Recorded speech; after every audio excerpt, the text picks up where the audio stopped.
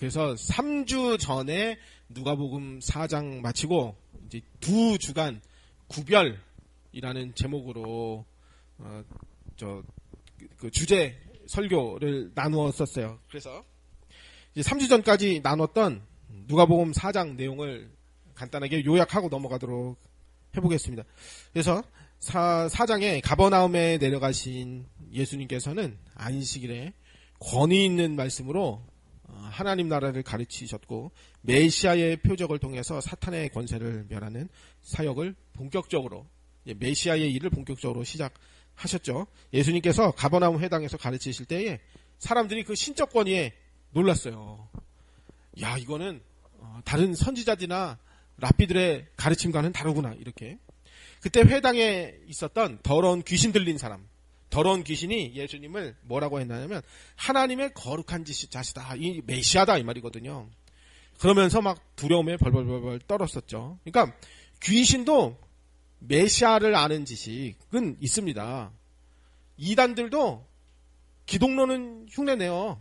이단들도 성경에 있는 내용들 적당히 짜집기 해서 비슷하게 장사꾼 노릇은 하죠. 그러나 이 귀신이 예수님께 순종하고 회개하고 거룩함으로 나와 부정한 것들이 정결케 되는 그런 건 없죠. 귀신이 회개하고, 그죠? 마찬가지로 이단도 마찬가지고 거짓 교사, 거짓 선지자들도 마찬가지로 회개하는 거짓 선지자 이단은 없다고 합니다. 그러니까 기독론은 다 똑같이 이용해 먹어요.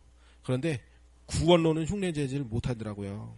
그래서 참된 믿음은 반드시 거룩한 삶의 열매로 나타나야 합니다. 그래서 예수님은 귀신과 병자들에게 자신이 메시아임을 알리지 말라 그래요. 귀신도 쫓아내고 병자들도 다 고쳐주셨는데 내가 아직 메시아인 건 니들이 나가서 알리지 마라 이렇게 말씀하셨는데, 당시 왜 그랬느냐면 당시에는 메시아를 다윗과 같은 막강한 군사적, 경제적, 정치적 메시아를 기다렸던 때였기 때문에 군중들에게 오해받지 않게 위해서 귀신의 입을 닫게 하시고 또 병자들의 입을 막으셨던 거죠. 근데 지금도 가만히 보면은요, 이제 우리나라 사회가 지금 양극단으로 극우, 극좌로 이제 갈라져 있잖아요. 근데 그 사람들이 가만히 보면은 비슷비슷해요.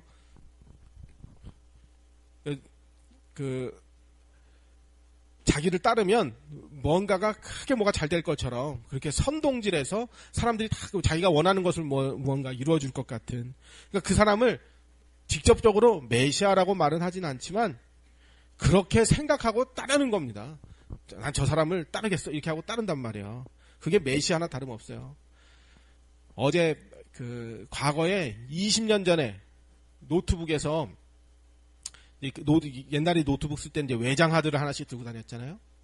그 외장 하드에 있었어요. 그 영상이 있었다는 거를 늘 기억하고 있었는데 어제 한번 찾아봤어요. 그랬더니 있더라고요. 그게 뭐냐면 거짓 선지자로 홍보하는 거짓 선지자 친구 목사가 홍보하는 영상이에요. 조이응 티귿이라고요. 굉장히 유명한 사람이에요. 류 땡땡의 친구예요. 지금도 이렇게 열심히 활동을 하시는 것 같은데요. 그러니까 거기서 그래야 돼. 그 사람 조 땡땡 목사가 거짓 선지자인데 뭐라고 하느냐면 류 땡땡은 자기가 신들매를 풀기도 감당하지 못하겠다. 그리고 같이 있을 때는 내가 그 친구야 하고 서로는 뭐 개 시읒 쌍기어가 뭐 쌍시옷 비읍 리으라 이응아 뭐 서로는 친구니까 그렇게 하고 술도 같이 먹고 담배도 피고 이렇게 하지만은 저 사람은 하나님이 말씀을 전하는 사람이야. 이렇게 20년 전에 그게 서울에 이제 이응 미음 니읒 이응 교회 어느 고등학교 시읒 미읍 고등학교 강당을 얻어서 그 당시에 20년 전에 그 이단에서 예배를 드릴 때 이단의 예배 장소를 쓸 때 그때 이제 그 영상을 있더라고. 근데 그 당시에 그 덕평 신학교에 다니는 학생들은 그 영상을 다 가지고 있었습니다. 거기에 보면은 지금의 교주가 젊은 날에 이렇게 칼로 사람 찔러서 목 딴 얘기 뭐 이런 얘기가 나와요. 그래서 그때는 그게 영웅담 위인전기라고 생각을 했던 거예요. 사람들이. 야, 역시 대단하다. 그렇게 생각해가지고 저장해놨던 거를 저장했던 게 내가 있었던 것 같아요. 찾아보니까 있더라고요. 그래가지고 야, 다시 보니까 까무러쳐요. 그런 사람을 메시아인 줄 알고 사람들이 이렇게 쫓아간단 말이에요. 그러니까 친구예요. 둘이 친구인데 그렇게 함으로써 자기한테 이득이 되니까 그렇게 하는 거거든요. 그러니까 이단의 교주들이 1세대들이 떠나면요, 2세대들이 본격적으로 신격화 작업을 합니다. 왜 하냐면은 그렇게 하면 할수록 이 세뇌된 성도들을 응집할 수 있고 자기 밥그릇으로 활용할 수 있고 폐쇄적인 집단으로 만들 수가 있고 그렇게 되는 거죠. 그래서 지난주에 왜 나눈 말씀 중에 흉내낸 기독론, 흉내내지 못한 구원론에, 그죠? 폐쇄된 성도들이 콘크리트 지지층을 딱 만들어 놓으면은, 이제 교주가 뭔 짓을 해도 상관이 없어요. 아무 상관이 없어요. 이미 신격화로 올라가죠. 그 작업을 부역자들이 계속 20년, 30년 전부터 계속 해왔던 거죠. 그게 2006년 영상이에요. 2006년 10월 22일 영상이더라고요, 보니까. 거기서도 막 그렇게 해가지고 수천 명의 사람들을 그렇게 선동질을 하는 거예요. 그러니까, 사람들은 다 그런 내가 의지할 메시아를 찾기를 원하고 나에게 이득을 줄 것 같은 그런 사람을 찾으려고 하고 다 거짓 선동들입니다. 그래서 우리가요, 예수 그리스도 권세를 무당집 가서 확인하면 안 돼요. 성경 말씀에 있는 거룩한 성령의 능력으로 내가 변화되었는가를 가지고 확인을 해야지, 무당집 가서, 우리 옛날에 무당집 가서 무당이 나한테 이마에 십자가 있다고 그러면은 되게 기뻤던 거 아니에요? 야, 나 하나님 자녀 맞구나. 잘하면 내가 장풍도 쏠 수 있을 것 같은데. 이렇게 착각도 하고. 저도 그런 착각 많이 했거든요, 20년 전에. 무당집 옆에 지나가면은 내가 이 폭격을 하는 상상을 하는 거예요. 이게 생각하면 반또라이죠, 그게. 무당집에 내가 천사를 동원해서 예수 그리스도 권세로 저 무당을 박살내야 되겠다. 어느 날 무당집이 없어졌어요. 알고 보니 확장 이전을 했더라고요. 그러니까 이게 거짓 선지자, 거짓 표적이거든요, 그게. 자, 그래서 예수님이 귀신을 내어 쫓는 표적은 구약의 예언 스가랴 13장 2절의 말씀의 성취입니다. 예수님이 귀신을 막 내어 쫓았는데 예수님의 모든 사역은요, 다 구약의 메시아의 그 표적을 다 일으키는 거예요. 그 표적을 통해 이분이 메시아다라는 것을 알 수가 있는 거죠. 그래서 예수님을 통해 사탄의 일을 멸하고, 예수님을 통해 사탄의 일이 멸해지고 하나님 나라가 도래했다, 이것을 알려주는 강력한 표적이 바로 예수님이 귀신을 내어 쫓고 병든 자를 고쳐주고, 그런 모든 표적들이 다 구약에 예언된 내용들이에요. 예수님은 온갖 병자들을 고치시고 베드로의 장모가 앓던 열병도 말씀으로 꾸짖어서 고쳐주셨습니다. 그러니까 장모를 꾸짖은 게 아니에요. 장모에게 고통을 주는 그 열병을 꾸짖으셨거든요. 근데 병이 꾸짖으면 나가나요? 냉장고한테 잘해라 그러면 냉장고가 고쳐지나요? 아니잖아요. 코로나 바이러스한테 너 나가라면 나가나요? 근데 예수님은 그게 가능하다고. 왜냐면 창조주시니까. 그래서 열병이 무슨 인격차라도 되는 것처럼 예수님이 그렇게 말씀으로 열병을 꾸짖어서 하셨다. 이것은 예수님의 신적인 권위 앞에 온 천하 만물이 다 복종된다는 것을 보여줍니다. 예수님은 창조주시기 때문에 빛이 있으라 하면 빛이 있는 거예요. 물과 무트로 나눠라 하면 땅과 바다가 나눠지는 거예요. 물고기가 있어라 하면 있는 거예요. 풀이 있어라 하면 있는 것입니다. 그러니까 이제 창세기 2장 7절에 그 코에 생기를 불어넣어 생명이 된지라 했잖아요. 그죠? 근데 우리가 그게 창조 역사잖아요. 그러니까 우리한테 새 마음, 새 영을 부어 넣어줘서 우리를 새로운 피조물로 창조하신 거하고 똑같은 건 거거든요, 이게 지금. 그러니까 엄청 우리가 예수님이 그리스도로 믿어지고 그 예수님의 속죄가 진심으로 내가 복음으로 받아들여지고 믿음이 생겼다. 이거는요, 창조 역사가 다시 한번 일어난 거하고 똑같은 것입니다. 놀라운 일인 거죠. 자, 그래서 예수님은 안식일이 끝나고 해가 지자 수많은 병자들이 예수님한테 몰려왔는데 예수님께서는 그들 위에 일일이 손을 얹어서 다 고쳐주셨습니다. 이런 예수님은 환자 하나하나 깊은 관심과 사랑으로 돌봐주시고, 예수님이 그러니까 그들이 고침받은 것은 다 예수님 때문인 것을 알게 해주시는 것이죠. 메시아의 능력으로 내가 고침을 받았구나. 이사야 35장의 예언의 말씀이 나에게 이루어졌구나 하는 것을 그들로 다 알게 만들어주는 것입니다. 요새 저 박예환이가 이제 한 달째 지금 설사를 쫙쫙쫙쫙 하고 있어가지고 이제 식구들끼리 저녁 때마다 기도하고, 큰 머리통 박지환, 작은 머리통 박예환, 머리통을 붙들고 이제 기도도 하고, 어느 때는 이제 조금 좋아지는 것 같다가 또 좋아진 것 같은데 또 좀 있으면 또 설사 또 하고, 근데 또 새벽에 또 설사한다고 쫓아나가고, 그러니까 자다 말고 이게 나올 것 같으니까 막 쫓아가고, 그래서 병원에서는 저 응급실로 들어오라고는 하는데 좀 기도해보고 매달려서 이제 하나님께 기도해야 되겠다. 그래서 그러니까 모든 것이 합력하여 선을 이루되 우리의 거룩함과 성화를 위해서 하나님이 일하십니다. 하나님이 다 붙들고 계시고 그 믿음으로 이제 자꾸 기도해야 되겠죠. 그래서 예수님의 구원 사역은 우리의 영혼만 천국에서 지옥으로 보내주는 그런 게 아니고 육체의 부활, 몸의 변화, 아주 신령하고 복된 몸으로 만들어주는 것까지 다 전인적으로 다 포함됩니다. 그래서 육체만 구원받고, 영혼만 구원받고, 육체는 악하다. 이게 이제 헬라 이원론이거든요. 근데 이 사람들이 그런 생각을 가진 사람들이 많아요. 지금도 그 거짓 교사 밑에서 빌붙어가지고 피레미까지 성도들 피 빨아먹는 그 잔챙이들 거짓 교사들이 지금도 뭐라고 하느냐면은요. 시대적 전도자가 성폭행을 하고 돈을 갈취하고 그렇게 술, 담배를 먹고 했어도 그가 선포한 메시지는 시대적인 메시지다 이렇게 하거든요. 그게 뭐냐면 영과 육을 나누는 거예요.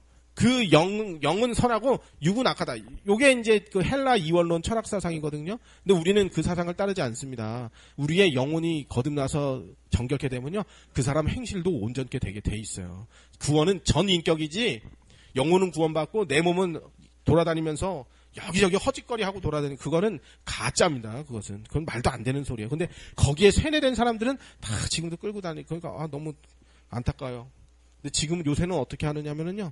유튜브를 비공개로 돌리고 막 일부 공개, 비공개 급히 삭제하고 막 그래요. 이제 자기들도 이제 그 속된 말로 쫄리는 거예요. 자꾸 자기들이 가짜인 게 드러나니까 사기를 자꾸 치니까 이제 들키잖아요. 자, 그래서 이제 더 이상 이제 삼천포로 빠지지 말고요. 그래서 예수님은 귀신들이 예수님에게 그리스도다 하는 거 소리 지르고 막 그런 것을 하지 못하게만 막으시고, 그래서 마찬가지예요.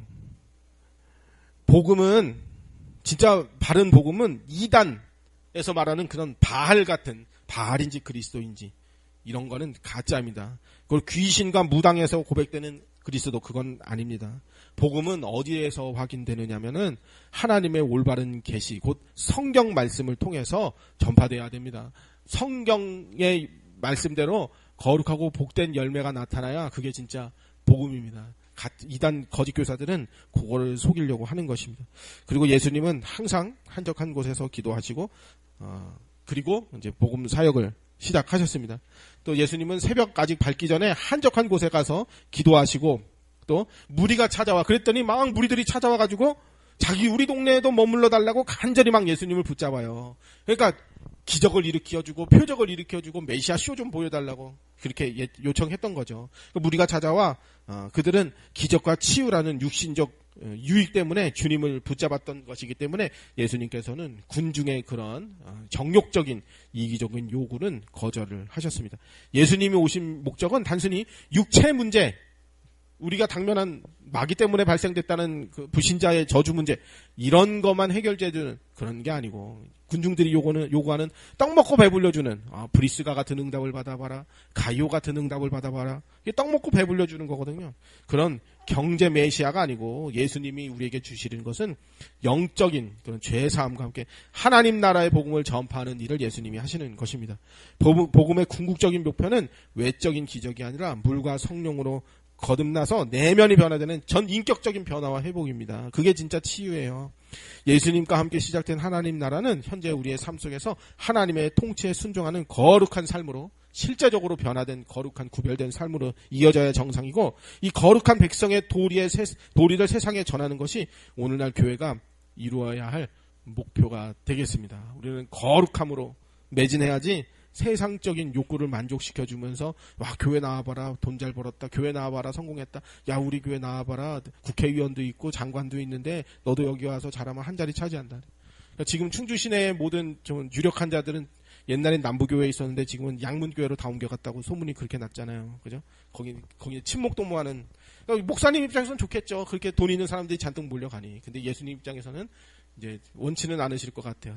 예수님이 들어갔다가 여긴 내가 있을 교회가 아닌 것 같아 그렇게 생각하실 것 같아요.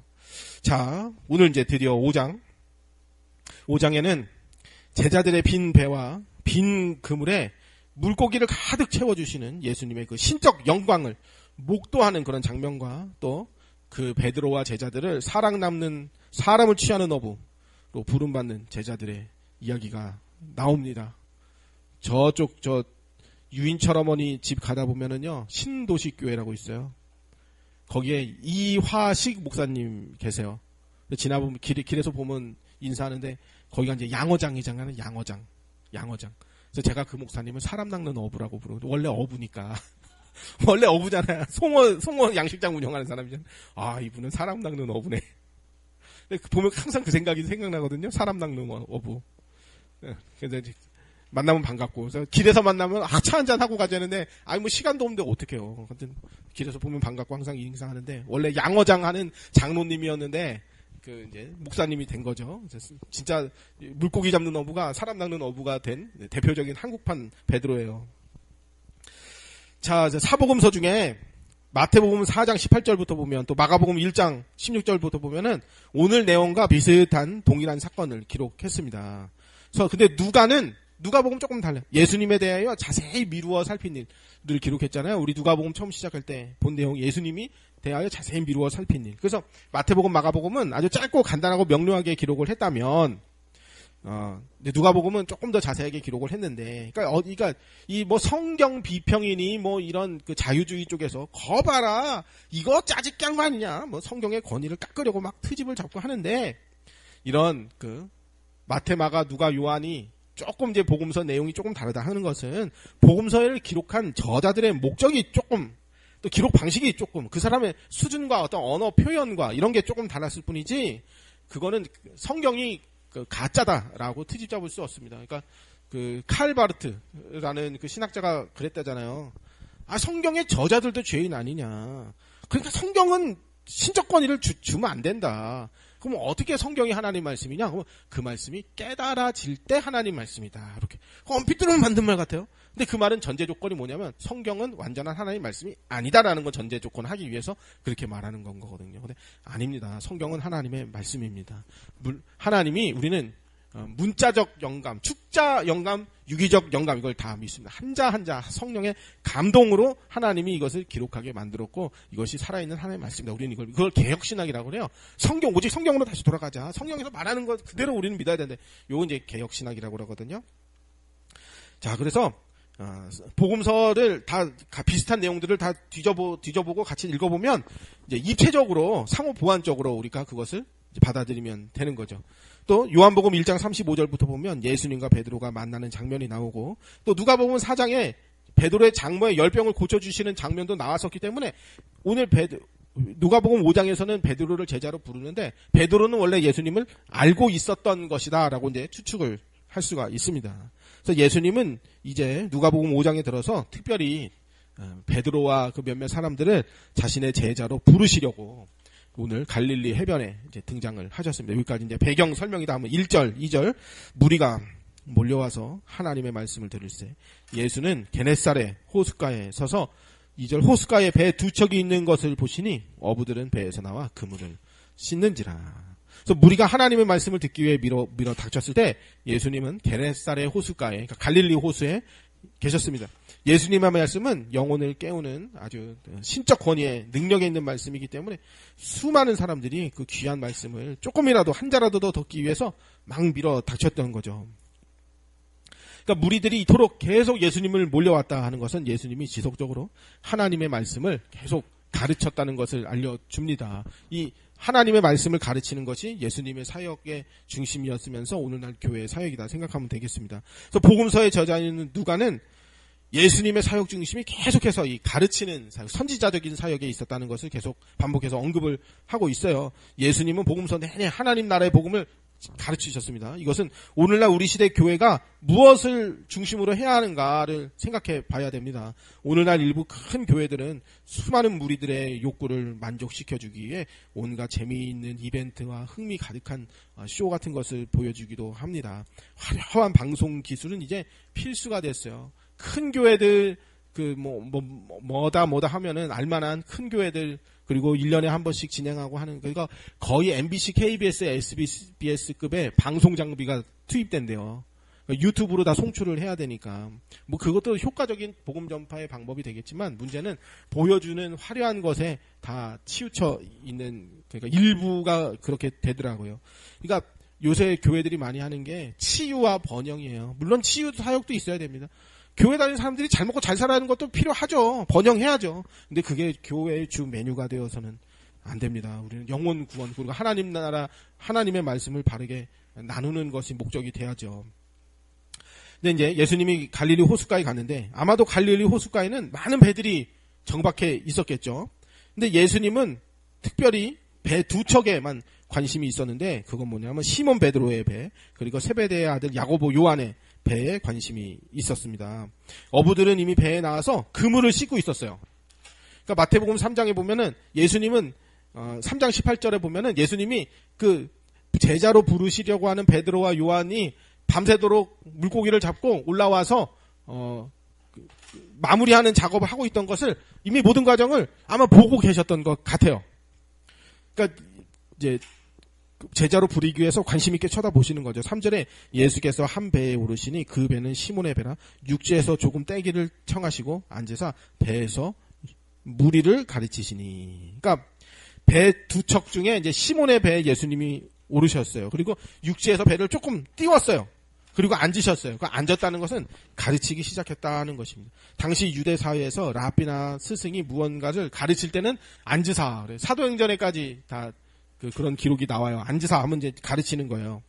그러니까 호숫가에 밀어닥친 무리들에게 말씀을 전하시는 목적도 그 배에 오르시긴 것은 배에 올라서 무리들한테 가르치는 그것도 목적이 있고 또 하나의 또 목적은 뭐냐면 베드로의 배에 일부러 타신 거예요.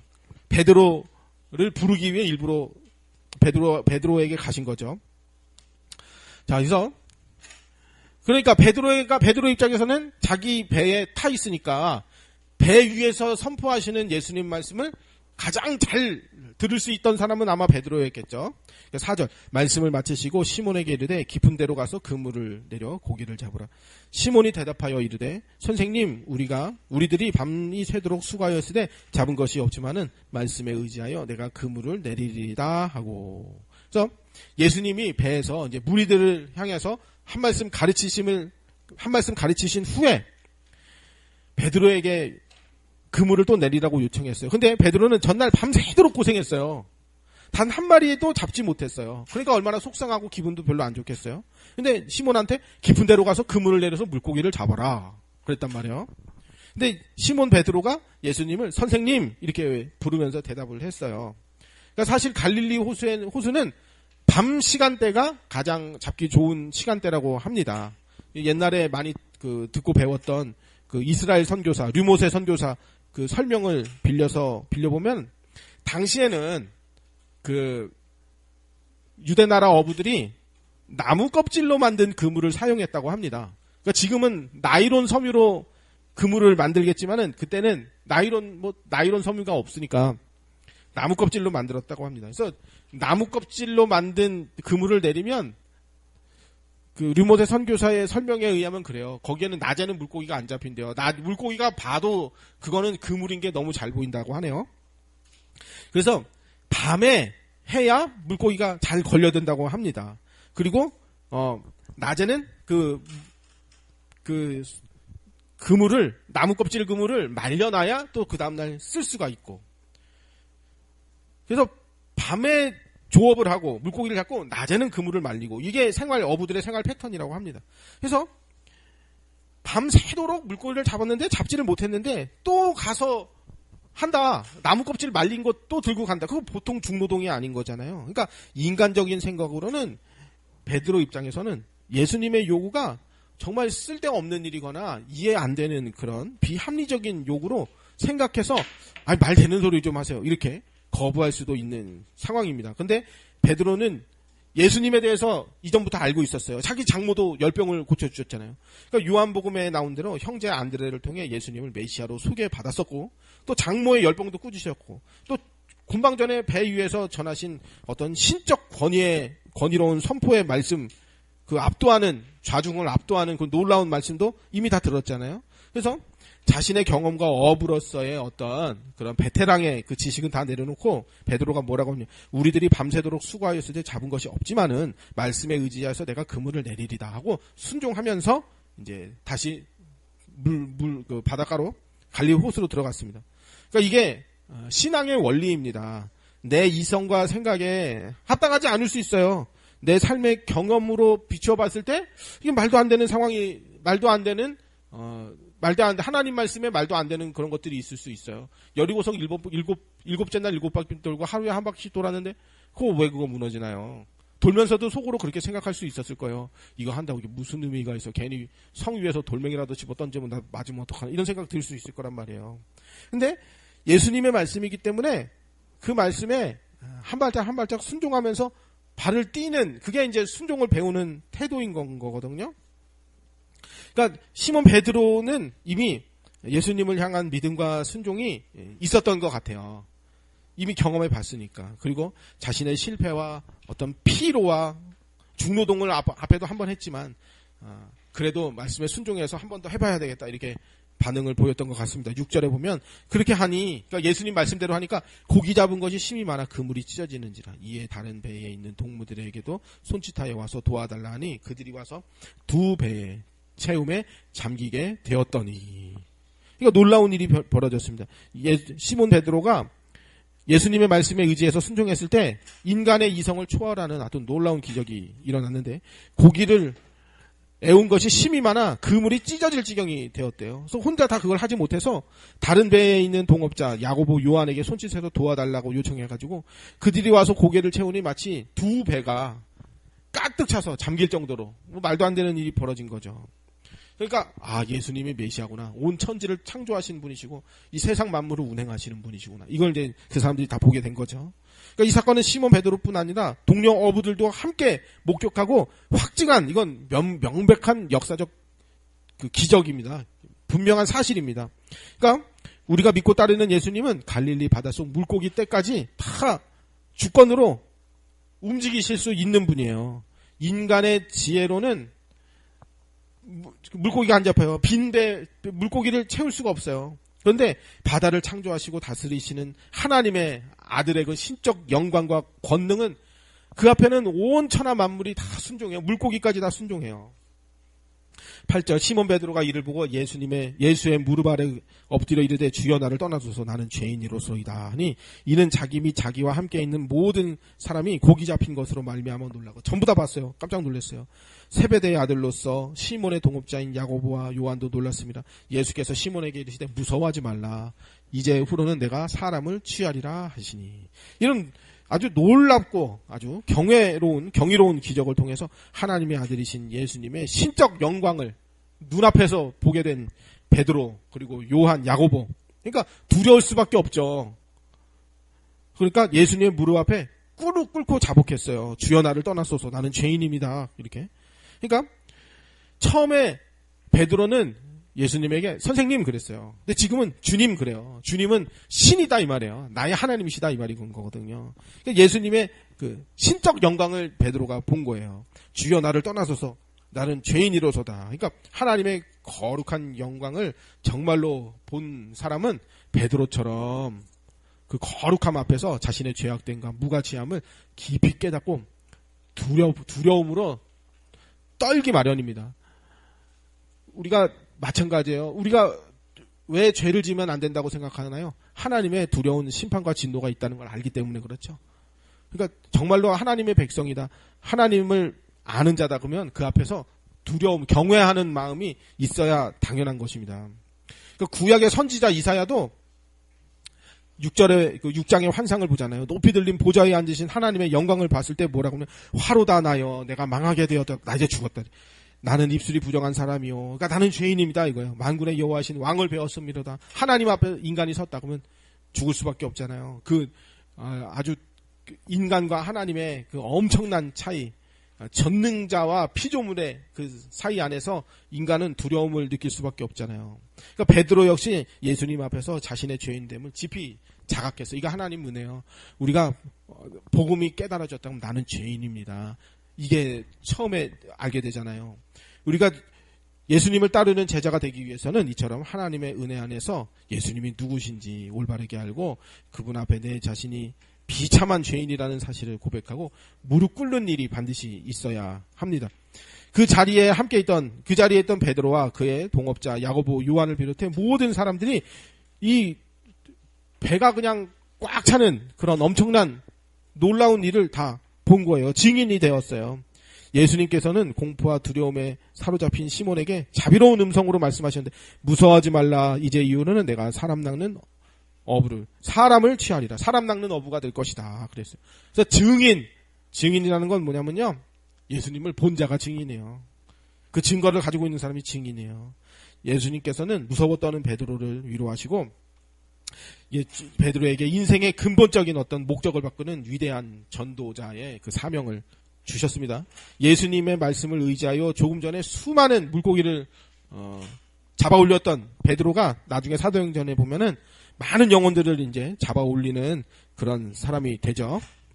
물고기는 그물에 잡히면은 죽음을 맞이하게 되겠지만 제자들이 앞으로 하는 사람 잡는 어부, 이것은 죄와 사망의 바다에서 죽어가는 영혼들을 건져내는 영원한 생명을 얻게 하는 구원 역사를 일으키는 것입니다. 주님은 자신들의 증인들, 자신을 아는 자들을 불러주세요. 증인은 뭐냐면 주님을 본 자가 증인이에요. 그 사도행전 1장에 보면 이제 마띠아를 뽑는 장면이 나오는데 그러니까 사도를 부르시는 조건이 있어요. 그게 뭐냐면은 예수님의 세례부터 요한까지를 다 본 사람이 증인이에요. 그러니까 요한의 세례부터 부활까지를 본 사람이 증인이에요.